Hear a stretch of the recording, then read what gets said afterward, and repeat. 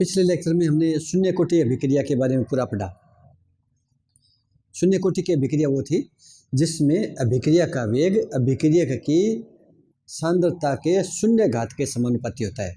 और वो ये था कि जैसे अगर ये कोई अभिक्रिया है R2P, तो यहाँ पर जो वेग है उसको कहा था dR/dt, या इसको वेग कहते हैं, अभिक्रिया का वेग, और ये समानुपाती था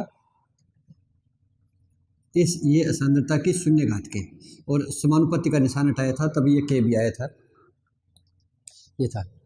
यहाँ पर एक चीज़ और देखते हैं, अगर ये r की घात 0 हो गया तो 1 हो गया उसका मान, तो यहाँ पर ये कह सकते हैं ना कि ये वेग बराबर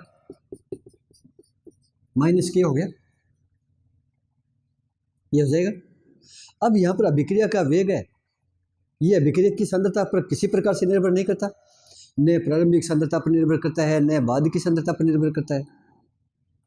अगर यहाँ पर सांद्रता और वेग के बीच में ग्राफ खींचे तो कैसा आएगा, ये एक नई बात आएगी।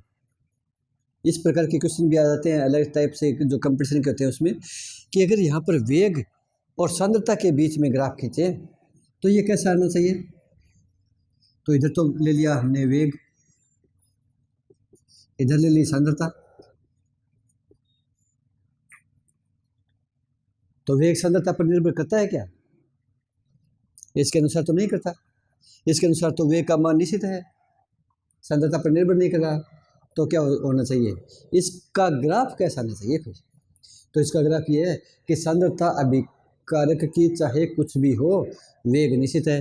सांद्रता मान लिया वेग इतना है, सांद्रता इतनी है तो वेग ये, वेग स्थिर है, वेग परिवर्तित नहीं हो रहा।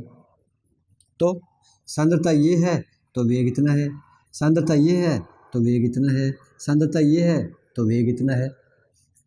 तो सांद्रता चाहे कितनी हो, वेग तो स्थिर है। तो इसका ग्राफ इस प्रकार का आ जाता है। और शून्य कोटि अभिक्रिया की हमारे पास जो समाकलित समीकरण है वो क्या आई थी, वो समीकरण ये आई थी R = -kT + R0, ये आया था। यहाँ पर ग्राफ किस किस के बीच में खींचा था, थोड़ा रिवीजन हो जाता है क्योंकि इसकी हमें प्रथम कोटि में भी इसका थोड़ा बहुत जरूरत पड़ेगी, इसका थोड़ा सा रिवीजन सा करवा रहा हूँ। ग्राफ किस किस के बीच में ग्राफ खींचा, और ये किस से मिलती जुलती समीकरण है, ये समीकरण है गणित की जो सरलरेखा की समीकरण होती है, स्ट्रेट लाइन के से मिलती जुलती है। ये x और y के बीच में ग्राफ होता है, वेरिएबल यही होता है जो परिवर्तनशील है। तो ऊपर वाली में परिवर्तनशील केवल t समय और t समय पर सांद्रता वो है। तो यहाँ पर हम ग्राफ खींचा था तो वो था इधर इस तरफ, तो x के स्थान पर तो लिया है t समय और इधर लिया था सांद्रता। ग्राफ कैसा आएगा, C है, इंटरसेक्शन है, अंतःखंड है, वो R0 के बराबर है, इसकी प्रारंभिक सांद्रता के बराबर मान लिया ये है। सीधी रेखा आनी चाहिए, सीधी रेखा के तो कई प्रकार की होती है, वो निर्भर करेगा कि m का मान कितना है, ढाल कितना है, स्लोप कितना है।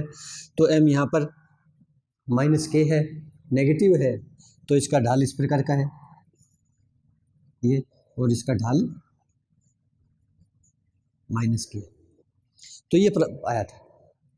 ये तो गया अपना पिछले लेक्चर का थोड़ा समरी। अब अपने नए टॉपिक पर आते हैं आज के। ये तो सारी शून्य कोटि की अभिक्रिया, अब आते हैं प्रथम कोटि की अभिक्रिया पर। तो अपना आज का टॉपिक यही होगा।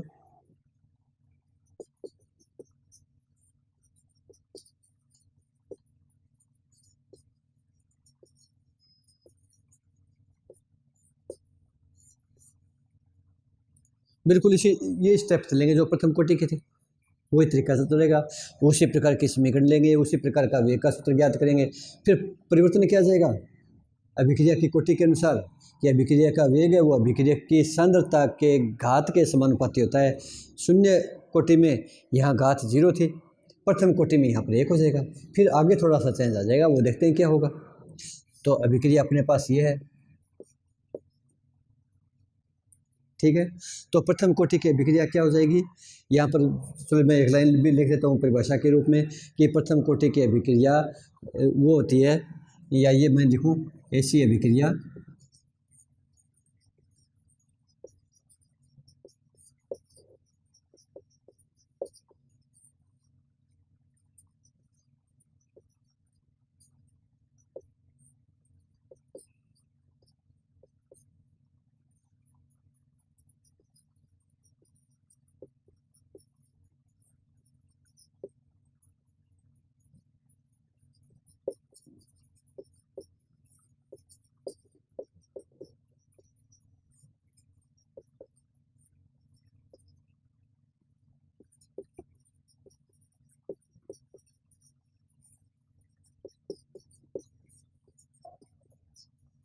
प्रथम घात के समानुपाती होता है।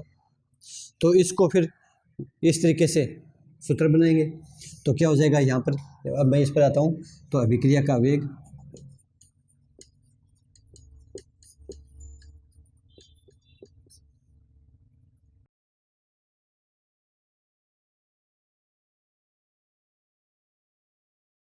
अभिक्रिया का वेग किसके समानुपाती है, अभिक्रियक की सांद्रता के प्रथम घात के। तो अभिक्रियक की सांद्रता हम यहाँ पर मान लेते हैं t बराबर 0 पर तो थी इसकी सांद्रता r0 और t समय पर मान लेते हैं r, तो इसके सांद्रता के समानुपाती है। तो यहाँ पर ये लिख दिया r, सांद्रता तो हो गया, और इसके प्रथम घात, तो ये प्रथम घात होगी, ये गणितीय रूप आ गया। अब समानुपाती का निशान हटाएंगे तो बराबर और एक स्थिरांक लगेगा,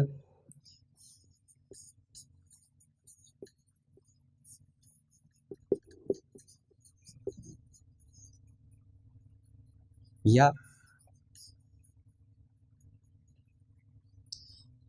ये तो उसके अवकल वेग समीकरण आ गए।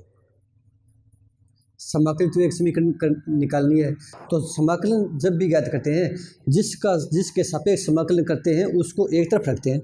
तो यहाँ डी आर है, ये आर है, इनको एक तरफ करेंगे, ये के है स्थिर राशि है तो डी टी को इधर ले जाएंगे, और आर को जब इस तरफ लाएंगे तो इधर तो ये गुणा में है, मल्टीपल है, तो यहाँ पर नीचे आ जाएगी। तो ये इसको ये लिख सकते हैं माइनस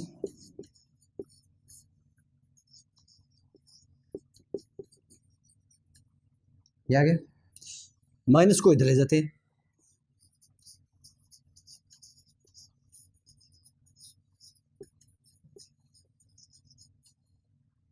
अब समाकलन करेंगे।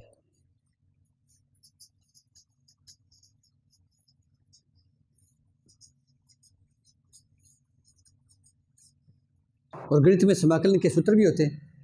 तो एक सूत्र यह होता है 1/x dx, इसका समाकलन होता है log x। तो यहाँ पर ये रहा, x के स्थान पर हम अगर r लें तो ये 1/r dr हो गया, तो इसका समाकलन हो जाएगा log r। तो यह हो जाता है इसका log r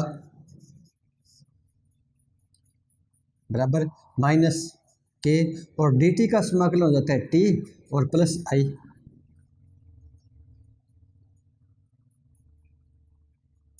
यहाँ i समाकलन स्थिरांक है।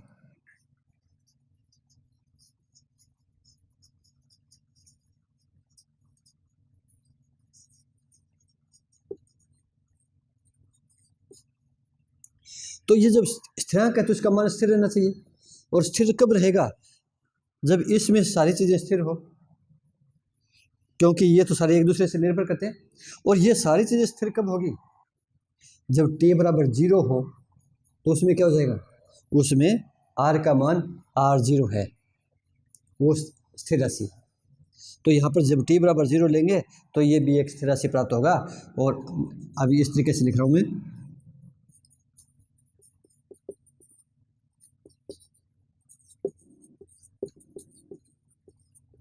ये हो जाएगा। अब ये दोनों मान इस समीकरण में रखेंगे तो क्या आएगा, हल करते हैं, r के स्थान पर r0 हो जाएगा बराबर माइनस के इंटू 0, टी का मान 0 है, प्लस i,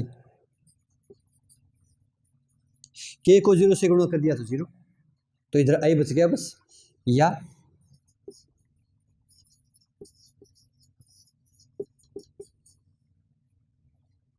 अब ये मान इसमें रखेंगे, इसको 1 नंबर लगा देते हैं, यह मान 1 में रखा तो क्या आ जाएगा, आई की जगह log r0 रख देंगे तो ये ln r is equal to minus K T और प्लस ln r0। ये इम्पोर्टेंट है, ये प्रथम कोटि की समाकलित वेग समीकरण यह है।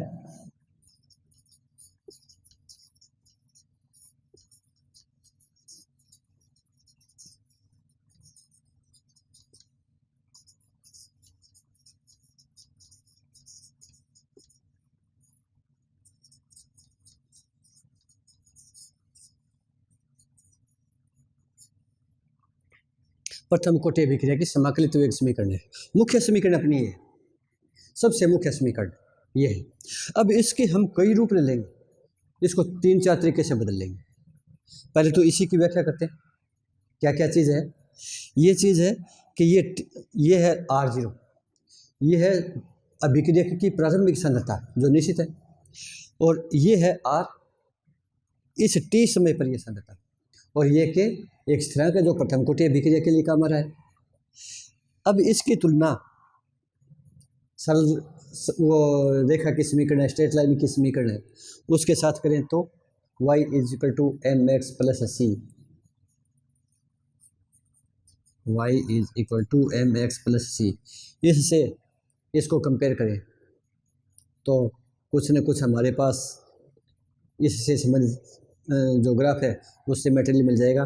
क्या क्या इसमें यह था कि x और y के बीच में ग्राफ खींचते हैं, थोड़ी देर पहले बताया था, ये यहाँ पर बताया था शून्य कोटि अभिक्रिया में। तो x और y के बीच ग्राफ खींचते हैं तो सीधी रेखा आती है जो 0 से स्टार्ट नहीं होती, थोड़ी ऊपर से शुरू होती है, और उस रेखा का ढाल m होता है।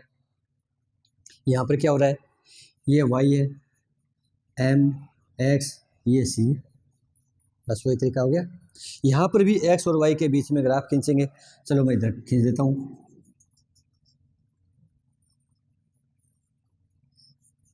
तो x के स्थान पर तो ले रहे हैं t, तो इस तरफ तो ले लिया समय, और y के स्थान पर ले रहे हैं log r, तो इधर लेंगे log r, अभिक्रिया की सांद्रता का लघुगणक लोगरिथम। तो ग्राफ कैसा आना चाहिए, ग्राफ तो सीधे रेखा आएगा, तो ये शुरू कहाँ से होगा, शुरू यहाँ से होगा, c है, c का मान दे रखा है, और c का मान मान लिया हमने ये,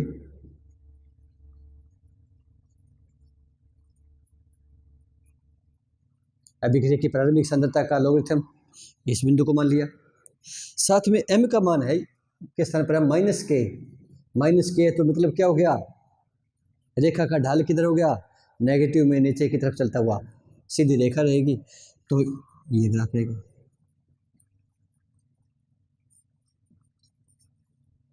यह प्रथम कोटि अभिक्रिया का समीकरण आ जाएगा। तो इससे भी अभिक्रिया का वेग और ज्ञात कर सकते हैं, अभिक्रिया की कोटि ज्ञात कर सकते हैं। तो ये जो जिस प्रकार से शून्य कोटि अभिक्रिया में था कि सांद्रता और समय के बीच एक ग्राफ सीधा आता है, सीधी रेखा आता है, तो ये ग्राफ सीधी रेखा कब आता है, किस वेग के लिए, तात्क्षणिक वेग के लिए। औसत वेग के लिए तो वो वक्र आएगा, औसत वेग ज्ञात करना है तो अभिक्रिया की सांद्रता और समय के बीच ग्राफ वक्र आता है। ये सारे पिछले लेक्चर में पूरा डिटेल बताया था। लेकिन जब तात्क्षणिक या तात्कालिक वेग निकालना होता है, डेल टी टेंड्स टू 0 करना होता है, तो एक बिंदु लिया जाता है, और एक बिंदु पर जो स्पर्श रेखा के स्थान पर ये रेखा प्राप्त कर ली जाती है। यहाँ पर हमारे पास काफ़ी डिटेल मान आ जाता है, तो इसी प्रकार से यहाँ पर भी एक डिटेल मान आ गया। लेकिन फर्क क्या हो गया शून्य कोटि अभिक्रिया के साथ, इसका अंतर क्या है, शून्य कोटि अभिक्रिया में अभिक्रिया की सांद्रता और समय के बीच ग्राफ खींचा था। प्रथम कोटि में क्या है, अभिक्रिया के स्थान पर, अभिक्रिया की सांद्रता के स्थान पर अभिक्रिया की सांद्रता का लघुगणक मान है, लघुगणक मान है, और टी ये। यहाँ पर एक थोड़ा सा एलन के बारे में बताएंगे, थोड़ा सा आगे डिटेल आएगा उसमें जिक्र करेंगे। तो ये इसका ग्राफ आता है। अब इसके हम 3-4 अलग अलग रूप बनाते हैं। एक तो इसी को थोड़ा सा और सुधारते हैं।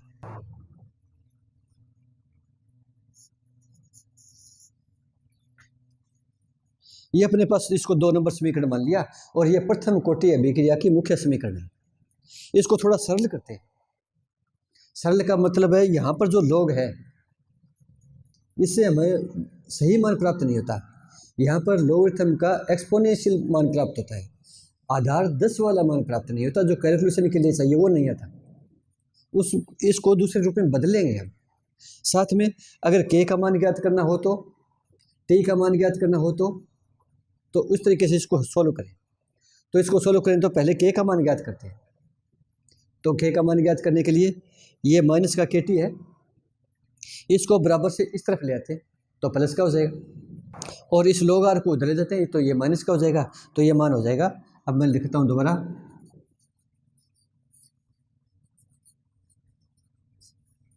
समीकरण 2 से इसी को लेकर चलते हैं। तो के टी को इधर लाते हैं तो ये प्लस का हो गया, ये log r0 इधर है ही, और इस log r को भी इधर ले जाएंगे तो ये माइनस का हो जाएगा।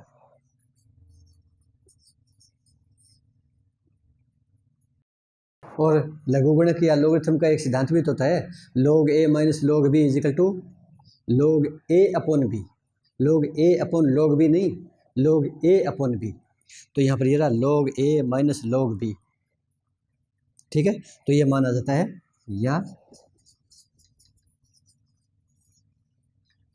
log a minus log b का होता है log a अपॉन b, तो a ये है b ये है, ये आ गया। तो k का मान ज्ञात करना है तो t को इधर ले जाएंगे, यहाँ t गुणा में है, इधर ले जाएंगे तो नीचे जाएगी, या k का मान आ जाएगा 1 upon T log r0 upon r। तो यहाँ से भी हमारे पास k का सही मान प्राप्त करने में थोड़ी सी दिक्कत आ रही है, क्योंकि यहाँ पर जो log है, log ये मैं थोड़ा सूत्र लिख देता हूँ, इसका क्या होता है। एक log का ये सूत्र होता है,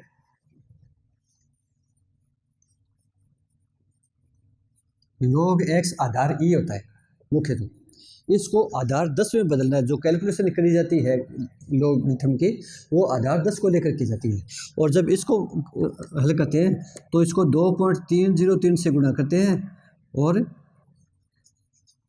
log x आधार 10 है, ये होता है। यानी log e को log 10 में बदलना होता है तो 2.303 से गुणा करेंगे। तो यहाँ पर, और ये जो log है इसी को ln लिखते हैं। तो ln का मतलब होता है log x जिसका आधार e हो, बेस e हो, और इसको आधार 10 में बदलना होता है तो 2.303 से गुणा करेंगे। तो यहाँ पर जो log है इसका आधार e है, ठीक है। यहाँ पर लिख सकते हैं log फिर आधार e, लेकिन इसको आधार 10 में बदलना है तो अब ये मान करेंगे, या ये 2.303 से गुणा करेंगे अपॉन टी। अब मैं यहाँ पर log लिख रहा हूँ और ये आधार 10 हो जाता है, ठीक है। और बाकी आगे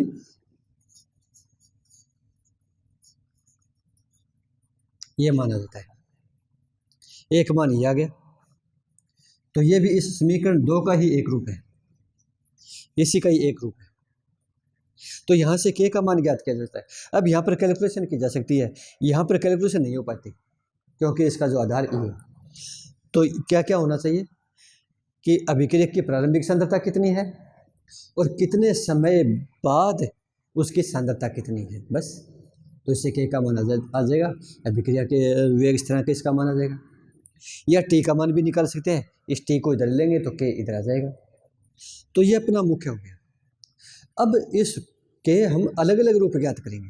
तो अलग अलग रूप ज्ञात करने के लिए क्या करना पड़ेगा, तो मुख्य समीकरण तो अपनी ये है, इसी को लेकर चलेंगे। अब देखते हैं क्या क्या करते हैं। तो अपने पास जो मुख्य समीकरण आ गई उसको मैं दोबारा लिख रहा हूँ ताकि उसके हमें बार बार जरूरत पड़ेगी। तो अपनी मुख्य समीकरण ये थी,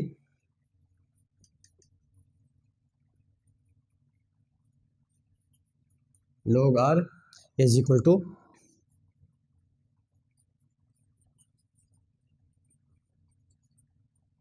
एक तो ये थी, इसको फिर दूसरे रूप में बदला था,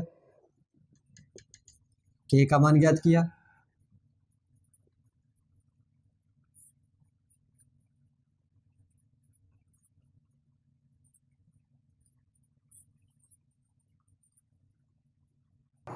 अब इसको एक और लेते हैं रूप इसका। अब की बार इस समीकरण को लेते हैं,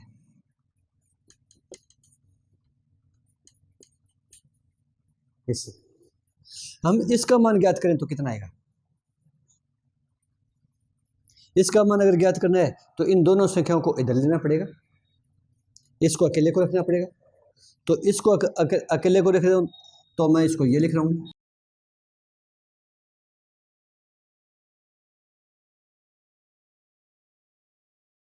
अब ये तो मान ये आ गया। अब इसको इस तरफ लाएंगे तो ऊपर जाएगा, 2.303 को इधर लाएंगे तो नीचे आएगा। तो के इस तरफ है ही, तो ये मान आ जाता है KT/2.303। इसमें स्थिर राशि कौन कौन सी है, वेरिएबल कौन कौन है? अकेला R0 तो स्थिर है, कांस्टेंट है, लेकिन यहाँ पर R0 पर R का भाग लग रहा है, इस कारण अब ये वेरिएबल होगी।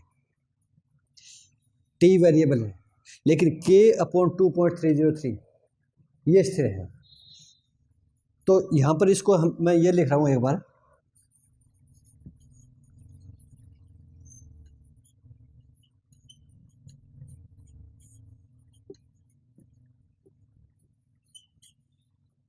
T को थोड़ा अलग करूँगा, है तो ये मल्टीपल गुणा है यहाँ पर, लेकिन थोड़ा अलग लिख रहा हूँ। क्यों? यहाँ पर भी हमें एक ग्राफ खींचना है, और वो भी सरल रेखा वाला, स्ट्रेट लाइन का। और स्ट्रेट लाइन की समीकरण क्या थी? y = mx + c था। ये है क्या इससे संबंधित? इससे संबंधित है कुछ?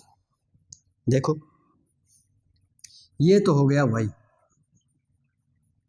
= ये स्थिर राशि है, ये हो गया m, और ये हो गया x। c नहीं है,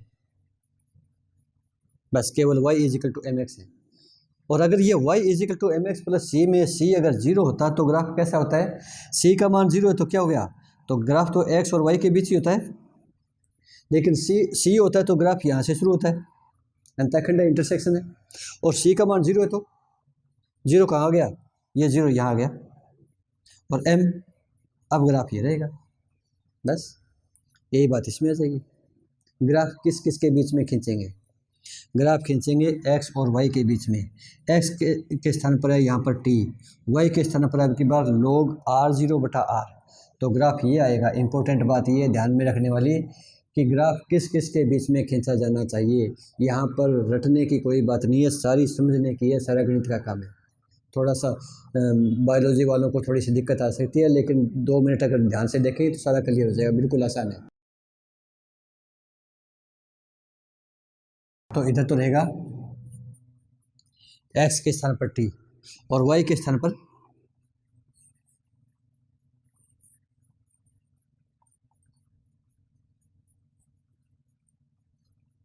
log R0/R। c का मान इसमें 0 है, c का मान 0 है तो ग्राफ कहाँ से? और m का मान K/2.303 है, ये प्लस की संख्या है, प्लस की संख्या है तो इसका मतलब बढ़ता हुआ मान आएगा। और साथ में c का मान 0 है, c का मान 0 है तो ओरिजिन से शुरू होगा, मूल बिंदु से शुरू होगा। तो ग्राफ अब की बार ये है, और इसका ढाल है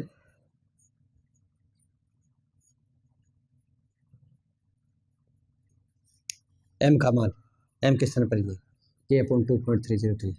तो एक ग्राफ ये हो जाता है जो समय और अब की बार सांद्रता नहीं है, लोग सांद्रता नहीं है, अब की बार प्रारंभिक सांद्रता और t समय की सांद्रता के लोग का मान है, उसके बीच में ग्राफ खींचते हैं। तो एक सीधी रेखा आती है जो मूल बिंदु यानी ओरिजिन से शुरू होती है, बढ़ती हुई आती है, और इस रेखा का ढाल ये है। तो यहाँ से सीधा k का मान भी इस ढाल से सीधा निकाल सकते हैं। ढाल मान ज्ञात किया, k का मान आ जाएगा। अब इसका अगला रूप लेते हैं एक और। तो इसके मुख्य समीकरण तो ये 2 है ही, तो इसके अलग अलग रूप ले रहे हैं हम। तो एक रूप तो ये आ गया था, इसको हम करें a। अब दूसरा रूप ले, दूसरा रूप को करें b। अब क्या करेंगे? अब की बार ये समीकरण लेंगे पहले,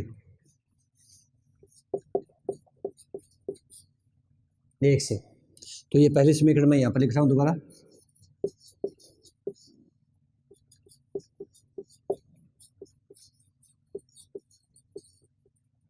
ये हो गया। यहाँ पर अब क्या करें? अब की बार यहाँ तो केवल एक ही समय था, किसी भी समय पर। अगर हम भिन्न भिन्न समय पर अभिक्रियक की सांद्रता ज्ञात कर लें और फिर कोई और संबंध ज्ञात करना चाहें तो भी ज्ञात कर सकते हैं। अब देखते हैं कि मान लिया T1 समय पर अभिक्रियक की सांद्रता R1 है, T2 समय पर अभिक्रियक की सांद्रता R2 है, T3 पर R3, इस प्रकार से मान सकते हैं अलग अलग। तो एक बार T1 और T2 दो मान कर चलते हैं और फिर इसके बीच में एक संबंध ज्ञात करते हैं, वो देखते हैं। तो माना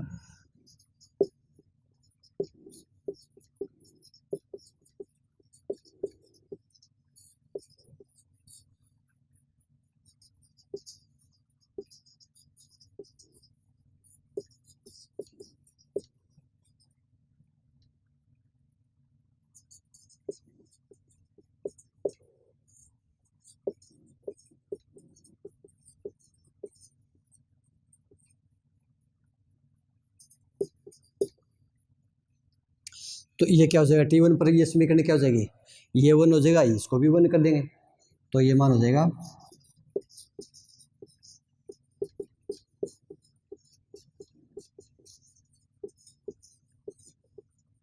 ये हो जाएगा। इसको T1 कर दिया, इसको R1 कर दिया। T2 पर क्या हो जाएगा, इसको T2 कर देंगे, इसको R2 कर देंगे।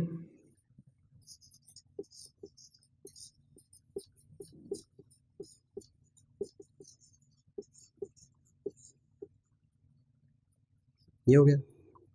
अब इससे एक संबंध प्राप्त करना है, और जब भी लघुगणक का या लोगरिथम का मान जिक्र आ जाता है तो उसमें केवल दो ही प्रक्रिया करते हैं, या तो जोड़ने की और या घटाने की।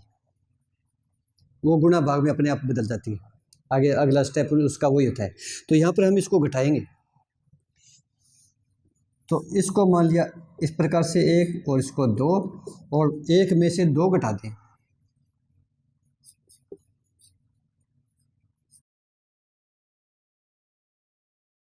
तो इसमें से ये घटेगा, इसमें से ये घटेगा, इसमें से ये घटेगा।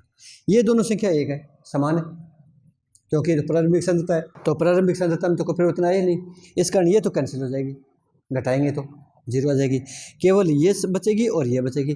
तो अपने पास ये बचेगा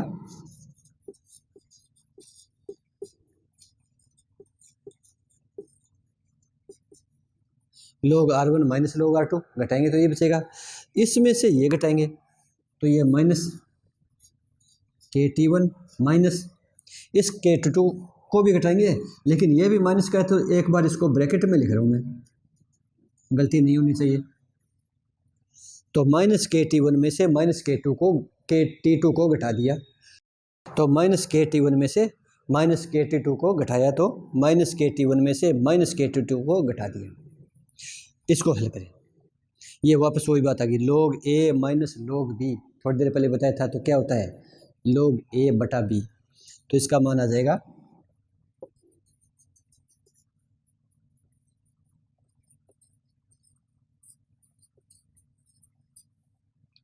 log A minus log B को लिख दिया log A बटा B बराबर, ये तो माइनस का, और ये माइनस को माइनस से गुणा करेंगे तो प्लस का हो जाएगा, और ये संख्या प्लस की हो जाएगी, तो इसको मैं पहले लिख रहा हूँ, ये माइनस का तो बाद में लिख रहा हूँ, तो ये संख्या ये हो जाएगी, ये KT2 माइनस KT1।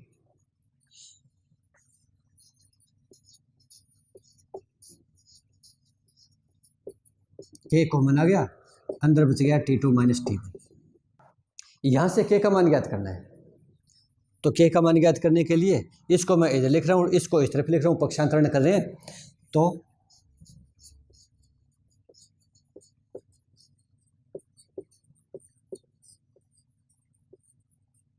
ये आ गया।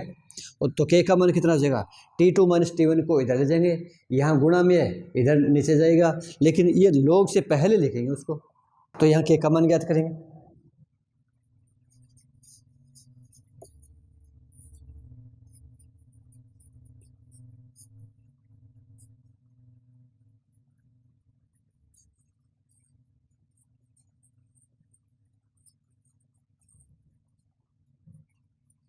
ये आ गया। तो ये K का मान आ गया। ये कब आया K का मान, ये तब आया जब हमारे पास T1 और T2 समय पर सांद्रता R1 और R2 है। तो इस प्रकार के का मान थोड़ी देर पहले हमने निकाला भी, तो ये रहा। इसके रिस्क में क्या फ़र्क है, ये 2.303 है, चलो इसको भी कर देंगे, यहाँ पर 2.303 कर देंगे, यहाँ लोग आधार 10 हो जाएगा, कोई खास बात नहीं। लेकिन ये बाकी में क्या अंतर है, यहाँ पर टी है, टी के स्थान पर वो समय का अंतराल आ गया, ये प्रारंभिक सांद्रता बटा बाद की सांद्रता, तो ये भी तो ये पहले की सांद्रता बटा बाद की सांद्रता हो जाएगी बस। ठीक है, तो अगर T1 T2 समय पर सांद्रता हमें दे रखी है तो ये सूत्र लगा देंगे, प्रारंभिक सांद्रता और बाद की सांद्रता दे रखी है तो ये सूत्र लग जाएगा। अगर हमें प्रारंभिक सांद्रता पता नहीं है, बाद की सांद्रता पता है, तो इसे ज्ञात कर लेंगे। एक रूप ये आ गया, एक रूप और भी है, अब मैं तीसरा रूप लिख रहा हूँ।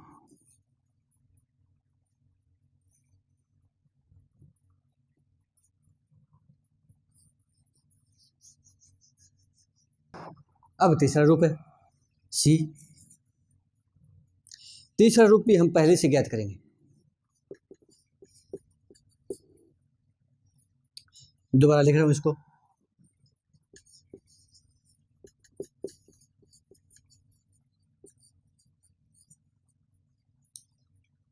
ठीक है। अब की बार इस log R0 को भी इधर ले आते हैं,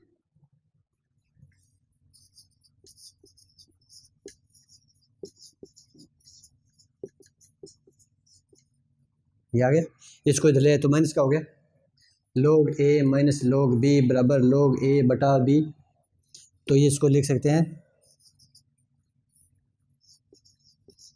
log A बटा B बराबर माइनस KT। अब इस log को हटाना चाहते हैं, तो log को हटाते हैं तो जो आगे वाली संख्या है ये e की घात में चल जाती है, ये गणित का रूप होता है, तो ये इस संख्या को आगे e की घात में लिखेंगे, तो ये माना जाता है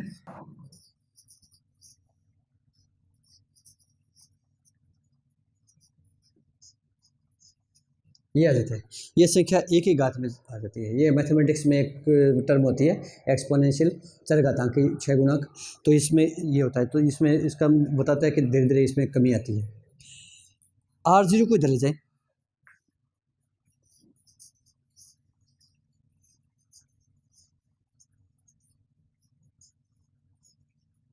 एक रूप ये हो जाता है, ये तीसरा रूप है। इसे e की घात, ये जो माइनस का रूप होता है, इसे चरघातांकी क्षय के रूप में इसको लिखा जाता है, तो ये इस रूप में आ गया। तो ये सारे जो प्रथम कोटि अभिक्रिया है इसके भिन्न भिन्न रूप हम ज्ञात कर सकते हैं। एक रूप हो रहा है, वो थोड़ी देर में चौथा रूप कहेंगे, उसको डी कहेंगे, वो थोड़ा सा एक बार मैं उदाहरण दे दूँ, उसके बाद उस पर आएंगे।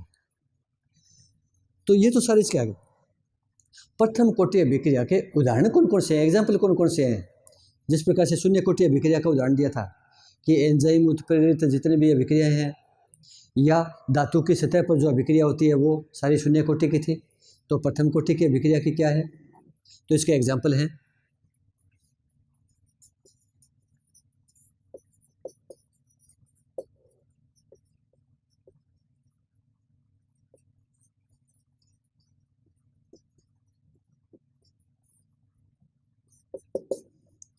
तो इसका पहला जो उदाहरण होता है वो होता है एथेन का हाइड्रोजनेशन, एथेन का हाइड्रोजनन।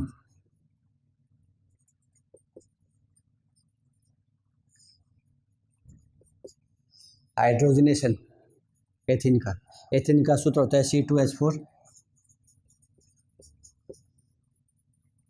ये गैस होती है, इसका ये हाइड्रोजन कराएंगे, ये भी गैस है, तो ये C2H6 बनती है, ये भी गैस है, सारी गैस है। इस अभिक्रिया में अभिक्रियकर के अणु तो दो हैं, लेकिन ये अभिक्रिया प्रथम कोटि की है, यहाँ पर हाइड्रोजन गैस की मात्रा ज़्यादा होती है, और ये जो सारी अभिक्रिया है उसका वेग है वो एथेन की सांद्रता पर निर्भर करता है, हाइड्रोजन की सांद्रता पर निर्भर नहीं करता। इस कारण यहाँ पर जो वेग ज्ञात करते हैं तो उसका सूत्र ये प्राप्त होता है, वेग बराबर K इंटू C2H4 की घात 1, ये होता है, इसलिए प्रथम कोटि की अभिक्रिया है। दूसरा दूसरा, जितना भी रेडियो एक्टिव अपघटन होता है, रेडियो एक्टिव क्षय होते हैं, वो सारे के सारे प्रथम कोटि की अभिक्रिया के होते हैं। तो दूसरा होता है रेडियो एक्टिव क्षय।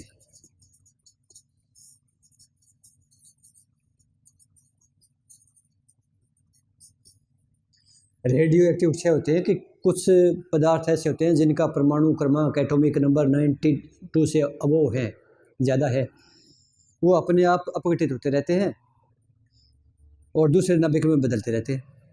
इसका एक उदाहरण होता है रेडियम है। रेडियम है, उसका अपने आप क्षय होकर, अपघटन होकर वो रेडोन में बदल जाता है। तो इसका ये होता है।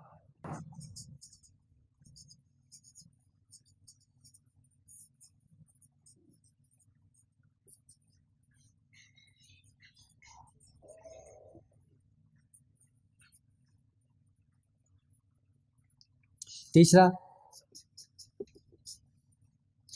होता है N2O व N2O5 का अपघटन।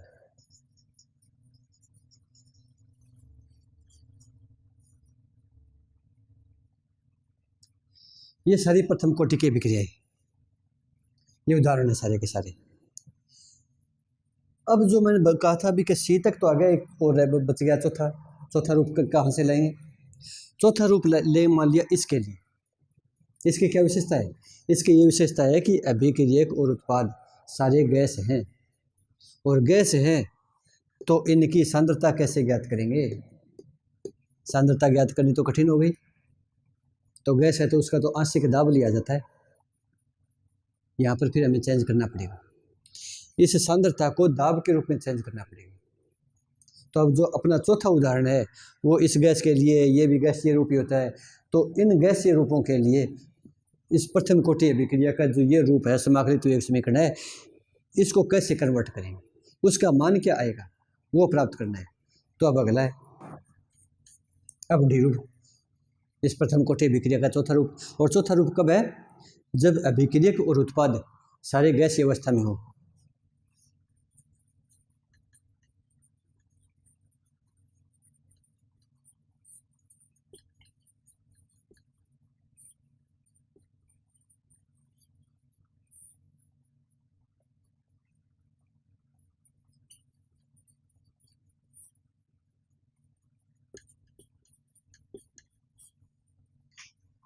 तो क्या करना पड़ेगा? एक समीकरण मान लेते हैं,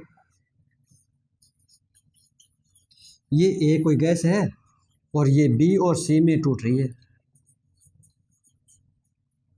ये कोई गैस है ए, ये बी और सी बना रही है, सारे उत्पाद चाहे अभिक्रिया को सब गैसीय अवस्था में है।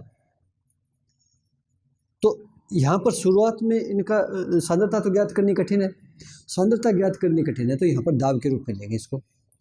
शुरुआत में इसका दाब कितना है? T बराबर 0 पर, और फिर कुछ T समय निकल गया, उसके बाद इसकी मात्रा जो A है वो अपघटित होकर B और C में बदल गई, तो फिर B और C बन गए, तो उसके कारण दाब उत्पन्न हो गया। A के दाब में कमी आ गई तो वो मानेंगे, और फिर आगे चल कर देखते हैं कि क्या क्या चेंज करेंगे। तो T बराबर 0 पर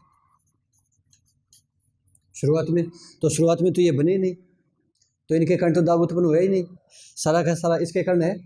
तो इसके दाब को कहते हैं P इनिशियल आई, और ये 0 है, ये 0 है। कुछ समय बाद इसके कुछ अणु टूटकर B और C में परिवर्तित हो गए, गैसीय अवस्था में वो है, तो ये इसका अपघटन हो गया, तो इसके दबाव में थोड़ी सी कमी आएगी, और जितनी कमी आएगी दबाव में वो इसके बन जाएंगे। तो यहाँ पर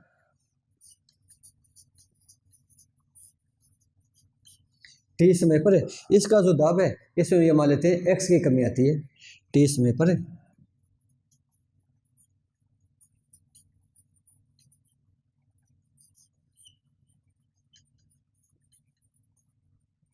इसकी X कमी आ गई तो इसका दबाव कितना रह गया? PI माइनस X कहेंगे।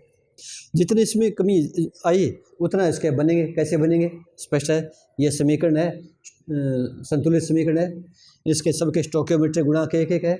इसका मतलब हुआ कि A का एक अणु टूटा, B का एक अणु बना, C का एक अणु बना, या A को एक वायुमंडलीय दाब पर अभिक्रिया हुई तो बी का एक वायुमंडलीय दाब है, सी का भी एक वायुमंडलीय दाब है। उसमें से इसमें एक्स के में कमी आई तो इसका भी एक्स बनेगा, इसका भी एक्स बनेगा, तो इसके एक्स हो गए, ये सारा आ जाएगा। ठीक है, तो यहाँ पर ये पी आई ये है ए का प्रारंभिक दाब और पी ए का टी समय पर दाब। ठीक है, तो ये तो दाब के रूप में आ गया। प्रथम कोटि की अभिक्रिया ये है और ये सांद्रता के रूप में है। अब हमें सांद्रता के स्थान पर दाब काम में लेना है तो क्या करना पड़ेगा, तो यहाँ पर है प्रारंभिक सांद्रता बटा टी समय पर सांद्रता, तो इसके स्थान पर हम करेंगे प्रारंभिक दाब बटा टी समय पर दाब। तो सूत्र क्या बन जाएगा,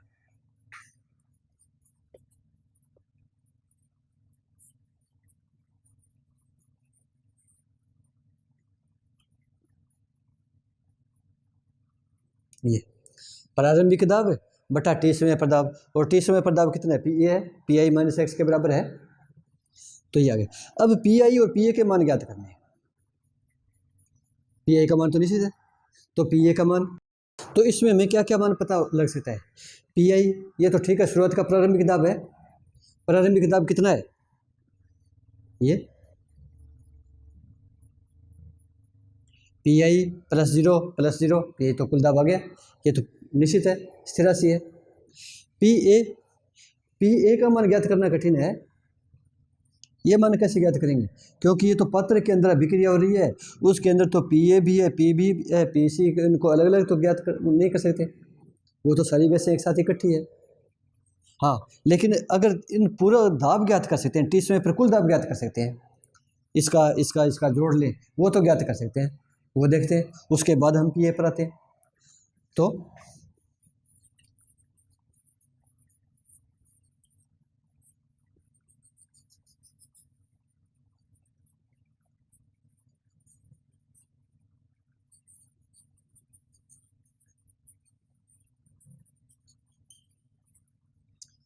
ये हो सकता है, ये संभव है, क्योंकि जिस पात्र के अंदर अभिक्रिया हो रही है उसमें कुल दाब ज्ञात कर सकते हैं, वो सभी के बराबर है।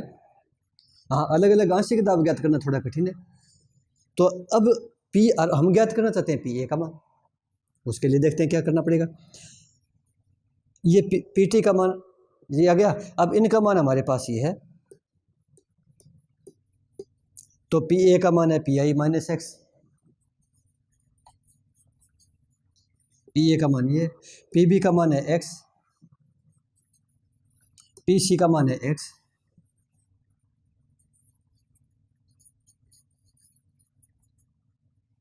एक एक्स माइनस का एक एक्स प्लस का कैंसिल, बच गया P I plus x.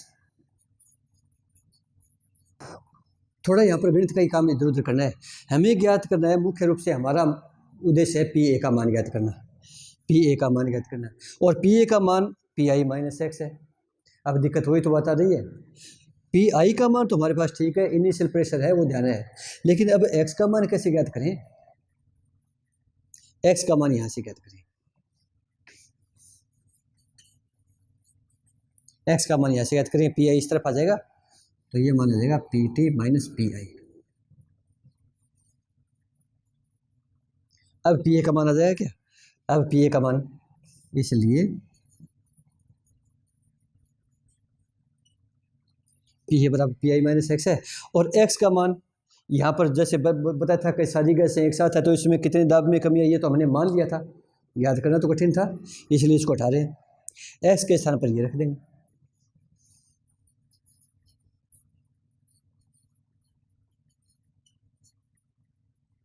Bracket खोलेंगे तो ये माइनस का हो जाएगा, ये प्लस का हो जाएगा, ये पी आई प्लस का, ये पी आई प्लस का, ये तो हो जाएगा 2 पी आई, और ये पी टी माइनस का रह जाएगा, तो पी ए का मान आ गया हमारे पास।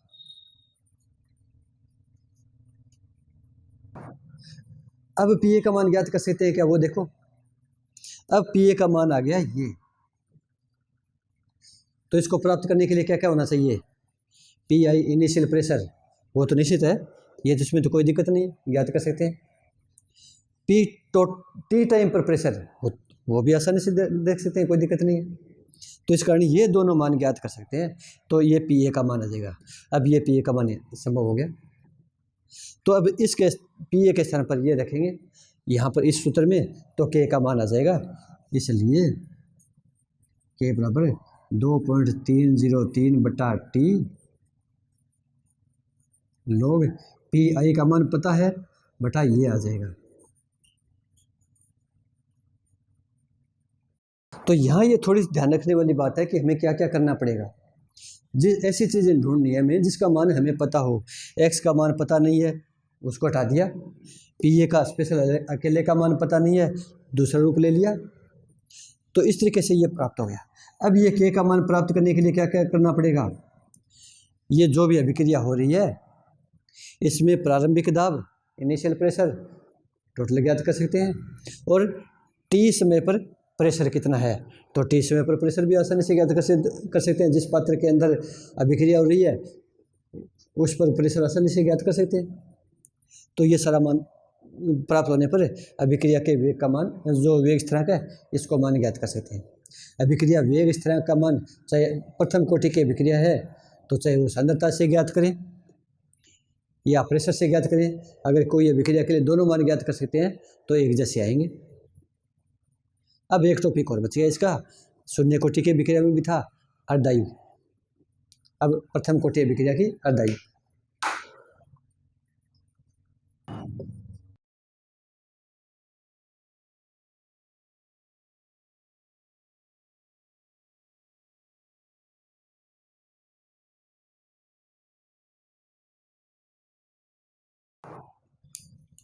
इसकी परिभाषा पिछले लेक्चर में दी है। अभिक्रिया की अर्धायु क्या होती है कि वह समय जिसमें अभिक्रिया की सांद्रता उसकी प्रारंभिक सांद्रता की आधी रह जाती। ठीक है, तो मैं शॉर्ट में लिख देता हूँ, डिटेल में पिछली बार लिखी थी। वह समय जिसमें अभिक्रिया की सांद्रता कितनी हो,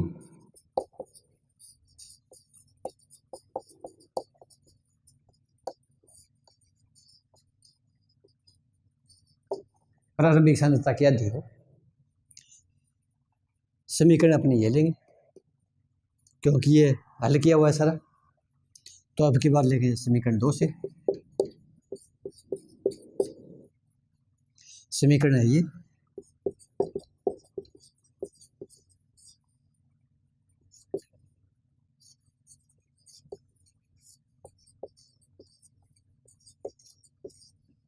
क्या करना पड़ेगा, यहाँ पर क्या मानना पड़ेगा इसके अनुसार कि t का मान तुम कहेंगे t हाफ 1/2, और ये t समय पर सांद्रता है, इसका मान कितना होना चाहिए, इसकी प्रारंभिक सांद्रता का आधा होना चाहिए। r का मान जो प्रारंभिक सांद्रता है इसका आधा हो, बस। ये दोनों मान इस समीकरण में रख देंगे, हल करेंगे, अर्धायु काल का मान आ जाएगा।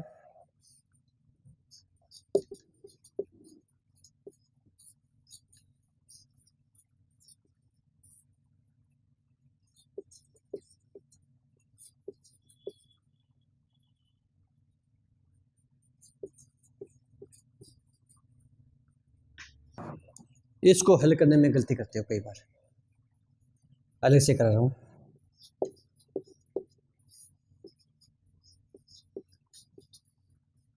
भिन्न राशि कहाँ है, पूर्णांक राशि कौन सी है। अब की बार ऊपर वाली राशि वो पूर्णांक है, नीचे वाली भिन्न है। तो ये तो भिन्न ठीक है, तो इसको भी भिन्न में बदलते हैं, फिर हल करते हैं, वरना गलती हो जाएगी। तो इसको ये लिख सकते हैं,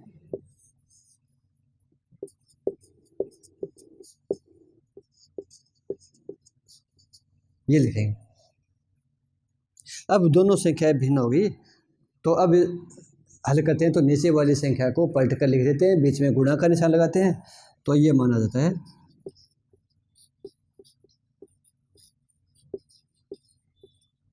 ये। और इसमें R0 से R0 कट जाएगा, केवल 2 बचेगा। तो इसको मैं अब सीधा लिखूंगा इस तरीके से, तो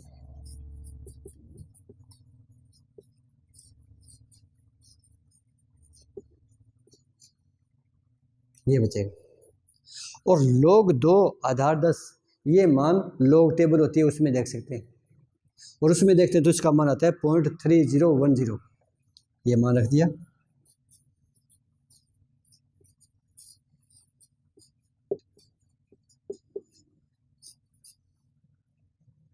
ये होता है। अब इसका गुणा करते हैं, हल करते हैं, तो ये मान आ जाता है 0.693 अपॉन टी हाफ।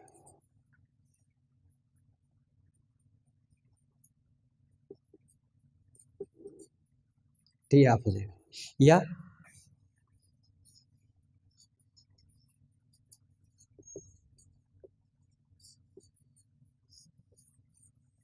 ये आ जाता है। ठीक है, तो अब की बार अर्धायु का मान किस पर निर्भर कर रहा है? अभिक्रियक की सांद्रता पर कर रहा है क्या?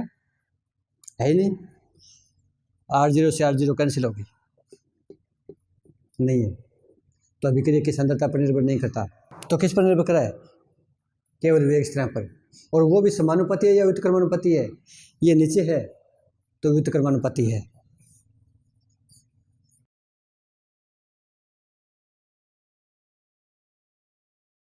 तो क्या हो जाएगा? प्रथम कोटि अभिक्रिया, तो क्या हो जाएगा? प्रथम कोटि अभिक्रिया की अर्धायु काल का मान वेग स्थिरांक के व्युत्क्रमानुपाती होता है।